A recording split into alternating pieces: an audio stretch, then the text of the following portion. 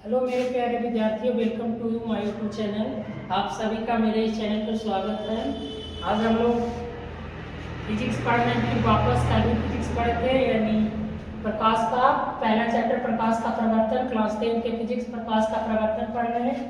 इसमें हम लोग कुछ टॉपिक पढ़ लिए थे और बाकी अभी मतलब छोटे छोटे वीडियो में 10-15 मिनट के वीडियो में कंप्लीट करना है। दो टॉपिक एक टॉपिक उसी तरीके से वीडियो चलते रहेगा, यानी ज़्यादा टाइम नहीं, एक दो घंटा का वीडियो तक नहीं दे रहे हैं, यानी 10-15 मिनट का वीडियो रहेगा।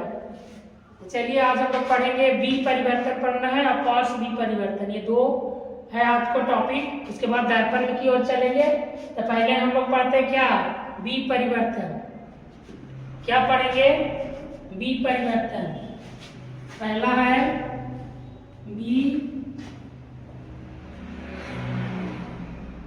बी परिवर्तन।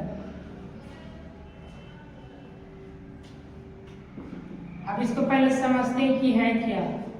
यानी बी परिवर्तन का मतलब किसी ऑब्जेक्ट, मतलब एक ऐसी घटना है कि जो किसी ऑब्जेक्ट 90 डिग्री पर 180 डिग्री पर घूमता है, 180 डिग्री पर जैसे कि बनता है, उसको बोलेंगे बी परिवर्तन। मतलब कि जैसे कि कोई भी सामान, जैसे ये बोतल रखा हुआ तो इसको जो होगा ना बी परिवर्तन, इतना डायरेक्ट नीचे आ जाएगा, यानी क्षैतिज होकर घूमता है ना, उसी का हम लोग बोलते हैं बी परिवर्तन। जैसे इसे सीधा ही खड़ा है, फिर इसको अगर बी परिवर्तन बोलेंगे तो डायरेक्ट नीचे की ओर हो जाएगा, इसको बोलेंगे बी परिवर्तन। कहने का मतलब 180 डिग्री पर घुमा नहीं है, ऐसे 90 है, यानी ऐसे मान के चलिए ऐसे रखे थे, पूरा ऐसे घुमा दिए तो 98 पर हो गया। तो इसी तरीका अगर ये है ऐसे तो फिर इसको वापस ऐसे कर दिए तो 180 डिग्री पर हो गया, ठीक ना। यानी एक ऐसी घटना है जो किसी वस्तु क्षैतिज होकर 180 डिग्री पर घूमता है, यानी 180 डिग्री पर घूमता है, उसी को हम घूमकर कोण बनाता है, उसी को हम लोग क्या कहते हैं, बी परिवर्तन। अर्थात इसका होता है कि वस्तु डायरेक्ट ऊपर से नीचे, यानी इसे कहने का मतलब ऊपर था तो डायरेक्ट नीचे चल जाएगा, नीचे वाला ऊपर, इसी को बोलते हैं बी परिवर्तन। जिससे इसका डेफिनेशन समझते हैं, यानी परिभाषा किसे कहते हैं, लिखना है यह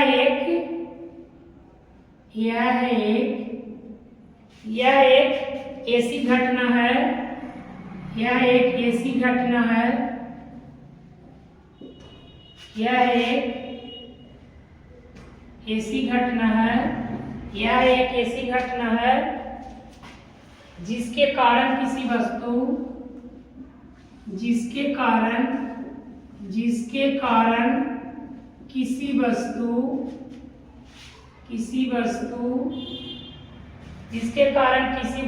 प्रतिबिंब, किसी वस्तु का प्रतिबिंब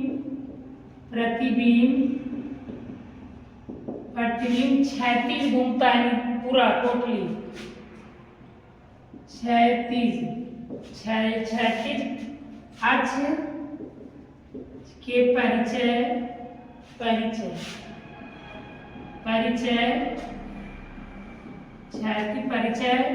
180 डिग्री और 180 डिग्री के कोण पर घूमता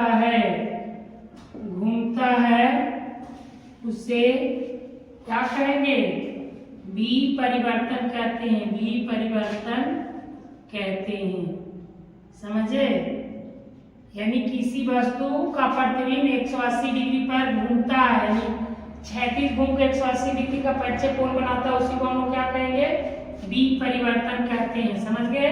यानी किसी वस्तु डायरेक्ट उल्टा, जैसे कहने का मतलब मारकर ऐसे खड़ा है, इसका क्षैतिज प्रतिबिंब मतलब बी परिवर्तन बनेगा, डायरेक्ट ऊपर से नीचे चल जाएगा, नीचे वाला ऊपर।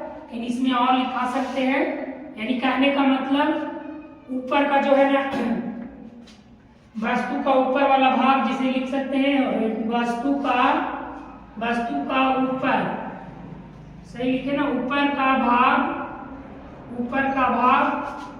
नीचे, ऊपर का भाग नीचे और नीचे का भाग ऊपर हो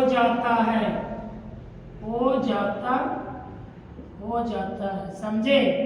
यानी क्षैतिज मतलब कि समझ ही होंगे, इतना बार हम कई बार तो बोल दिए, समझ में आओ कि डायरेक्ट ऊपर से नीचे घूम जाएगा, और कितना डिग्री घूमना है, 180 डिग्री। ठीक है, तो इसी को हमको क्या कहते हैं, बी परिवर्तन। डायरेक्ट ऊपर से नीचे उल्टा हो जाना, इसको क्या कहते हैं, बी परिवर्तन कहते हैं। या वस्तु का अर्थात इससे समझिए वस्तु का ऊपर का भाग नीचे और नीचे का भाग ऊपर हो जाता है। ठीक है, ये हम लोग बी परिवर्तन समझ गए, समझ में आ गया होगा। इसका डायग्राम भी ऐसे लिखते हैं जैसे किताब में बनाया गया है, इस तरीके से डायग्राम बना गया है। अगर इसके बाद डायग्राम भी बनाना है तो देखिए ऐसे बनाइएगा। जैसे ये हमारा हो गया, मान के चलिए ये हमारा वस्तु है, राइट, ये ऐसा है। ठीक है, ये हमारा प्रतिबिंब इस तरह बनेगा, ये हो गया। तो डायरेक्ट आपका इस तरीके से बनेगा ऐसे, यानी तो सही बनता है, लेकिन मतलब जिससे इसमें है समतल दर्पण, तो जिस तरीके से जितना बनेगा, यानी नीचे वाला देखिए ऊपर में है तो यहाँ नीचे में आ गया, तो यही इसका डायग्राम है, इसी का ये फिगर है। समझ लीजिए, कहेगा विवर्तन के डेफिनेशन भी लिखिए विद डायग्राम, तो ये डायग्राम हो गया, डेफिनेशन आपका।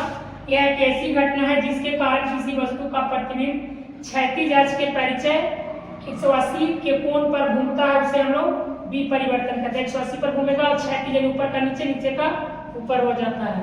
ठीक है, समझ में आ गया होगा। अब इसको हम मिटाते हैं, उसके बाद लिखते हैं वो पार्श्व विवर्तन होता है, बी परिवर्तन होता है, वो समझते हैं। वो भी सेम है, लेकिन पार्श्व बी परिवर्तन, बी परिवर्तन, परिवर्तन, समझ गए। ये भी वैसा ही है, लेकिन इसमें ये होता है कि जैसे लेफ्ट वाला राइट हो जाएगा और राइट वाला लेफ्ट हो जाएगा। समझ गए, जैसे मान के चलिए कि कोई बुक, जैसे ये डायरी मान के चलो कि कुछ भी है ऐसे ही रखे हुए हैं, तो ये इसमें ऐसे बनेगा नहीं, मान के चलिए कि ये दर्पण मेरा है, तो इधर होगा तो प्रतिबिंब बनेगा, तो ई वाला इधर आ जाएगा ऐसे, लेकिन उल्टा इसमें लेफ्ट वाला राइट में, दाएं वाला बाएं, बाएं वाला दाएं हो जाएगा इसमें। चलिए ठीक है, तो इसका पहले डेफिनेशन यानी परिभाषा समझते हैं कि क्या है। यह एक ऐसी घटना है, यह एक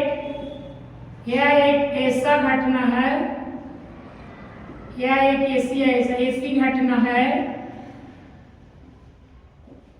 ऐसी घटना है, यह एक ऐसी घटना है जिसके कारण किसी वस्तु,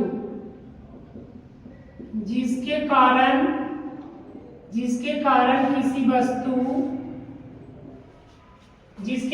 किसी वस्तु का प्रतिबिंब, किसी वस्तु का प्रतिबिंब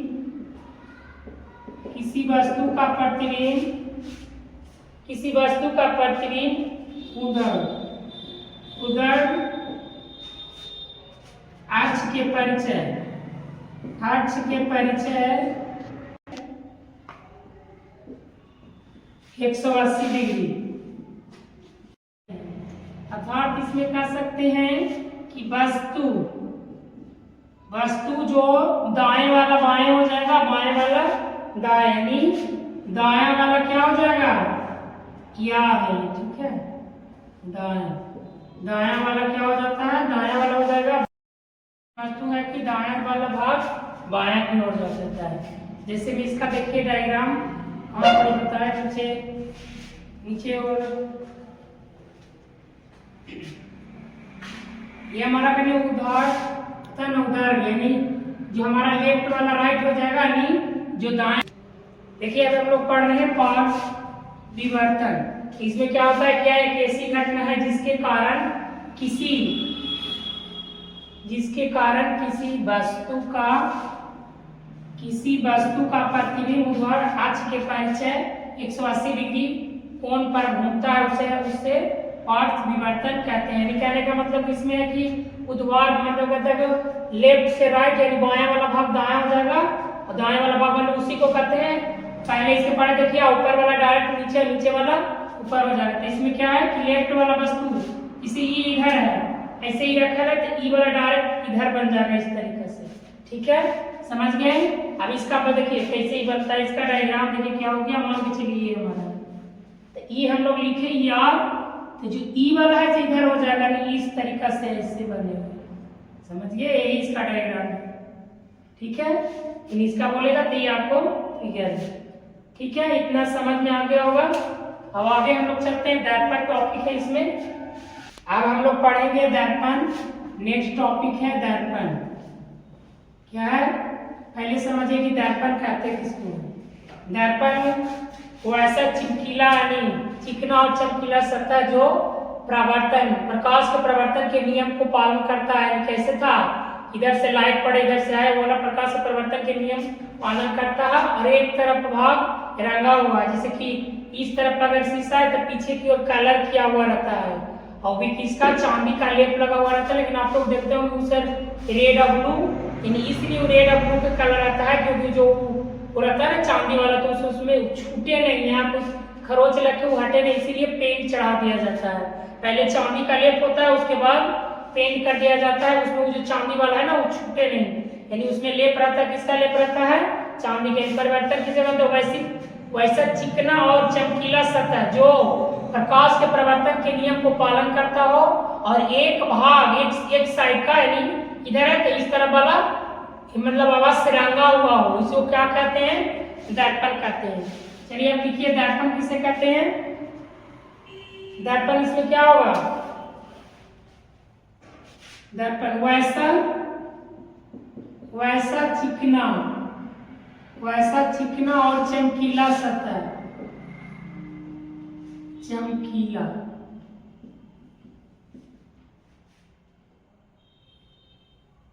चिकना और चमकीला सतह,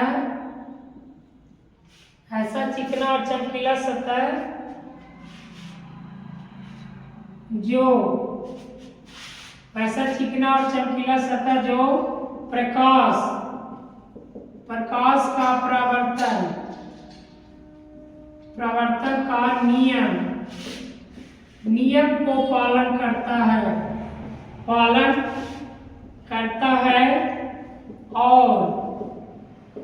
उसका एक भाग अवश्य ही रंगा हुआ हो,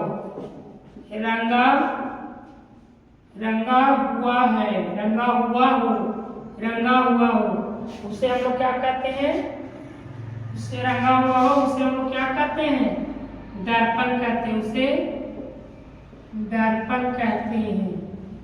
समझ गए, दर्पण किसे कहते हैं, वैसा चिकना और चमकीला सतह जो प्रकाश का प्रवर्तन का नियम पालन करता हो और उसका एक भाग मतलब रंगा हुआ है ना। आप लोग देखने किए होंगे जो दर्पण होता है ना उधर जिसमें चेहरा देखते हैं आप लोग, वही वाला, और उसमें प्रवर्तन का सतह चिकना भी रहता है और उसका एक साइड में रंगा हुआ रहता है। और रंगा हुआ किसका रहता है, चांदी का लेप चढ़ाया हुआ रहता है ना, इसी कारण मतलब। फिर उसके बाद में उसे पेंट भी किया हुआ रहता है ब्लू कलर या ग्रीन कलर या रेड कलर से, तो वो क्यों रहता है क्योंकि वो चांदी का लेप उसे छूट नहीं पाए। ठीक है, समझ गए।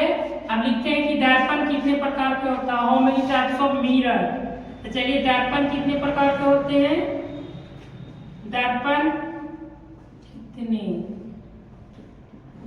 कितने प्रकार के होते हैं, दर्पण कितने प्रकार के होते हैं, पता है तो आप बता सकते हैं दर्पण कितने प्रकार के होता है।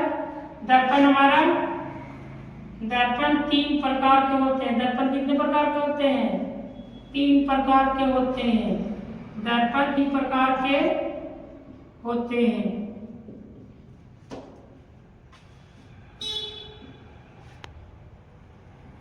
दर्पण कितने प्रकार के होते हैं, 3 प्रकार के हैं। ऊपर सब चलिए दर्पण ऊपर ही लिखते हैं।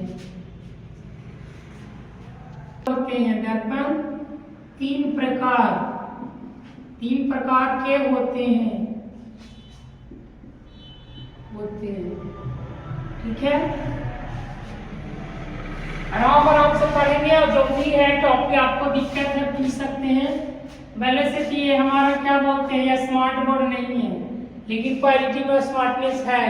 अब मान लीजिए जो भी है अब जैसा चल रहा है उस तरीके से चला रहे हैं, लेकिन आप लोग अगर फोकस करके पढ़िएगा तो इतना भी आपके लिए इनफ। हम जो टॉपिक बता रहे हैं, जैसा भी कमजोर बच्चा हो अगर सीरियल वाइज पढ़ेगा उसको समझ में आएगा, जो देखेगा तब। अब पूरा वीडियो देखिएगा तभी समझ में आएगा। ज़्यादा लंबा नहीं है, ओनली 10 मिनट्स या 15 मिनट्स, इससे ज़्यादा अभी तो फिलहाल में नहीं है।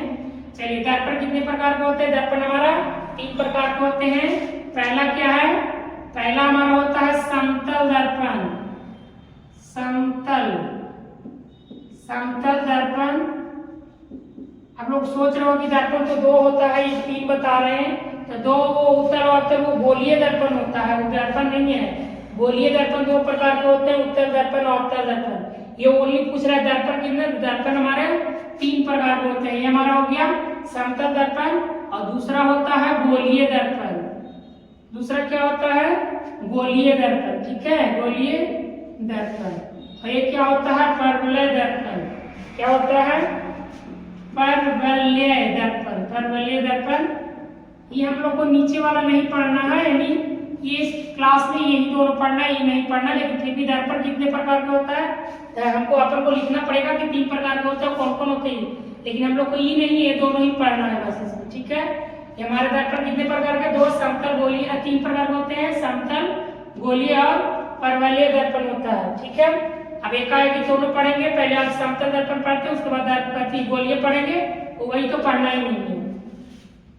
चलिए इतना मिटा देते हैं, पहले समतल दर्पण समझते हैं। समतल दर्पण किसे कहते हैं, समतल दर्पण देखते हैं, थोड़ा सा समझ लेते हैं, डेफिनेशन इसको कल सीखेंगे नेक्स्ट वीडियो में, लेकिन केवल समझ लीजिए, अपना दिमाग में काम करेगा, घर पे एक बार बुक भी पढ़ के देखिएगा, समझिए क्या है।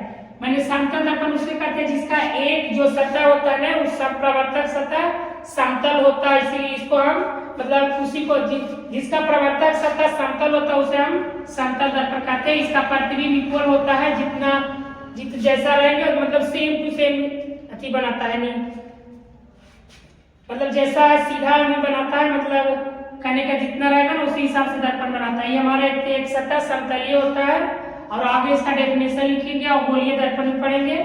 बाकी चलिए मिलते हैं नेक्स्ट वीडियो में।